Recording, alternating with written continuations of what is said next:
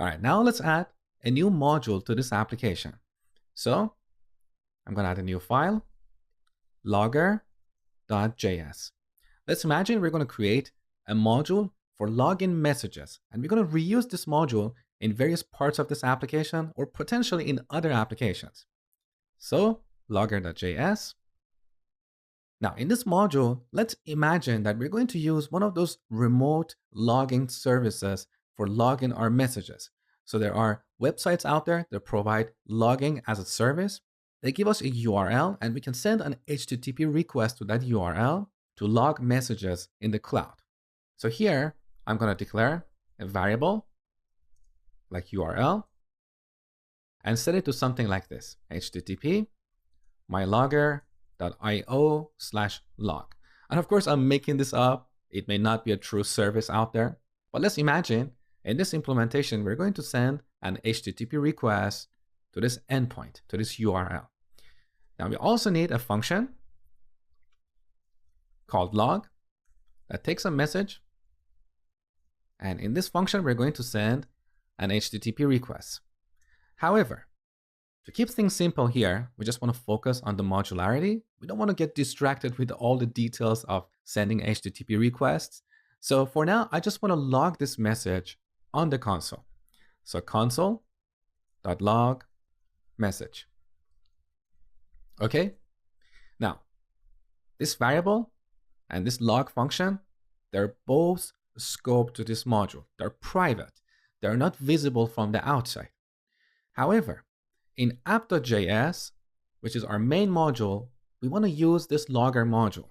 So we should be able to access this log function. We should be able to call it from the app module. So we need to make this public. We need to make it visible from the outside. Now, in the last lecture, you saw this module object. One of the properties we have here is exports. You can see this property is set to an empty object.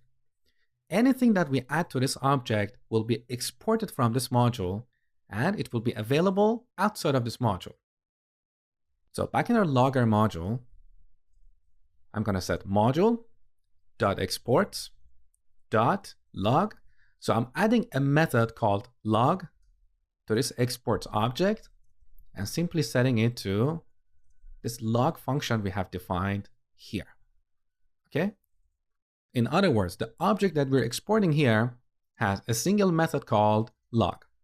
Now, similarly, if you want to export this URL, we could do something like this. So module.exports.url, we set it to URL. And of course, we could change the name that is exported to the outside. For example, internally, we may call this variable URL, but when we export it, we may call it endpoint. Okay?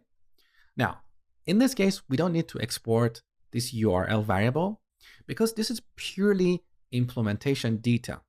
So in real-world applications, every module might have several variables and functions.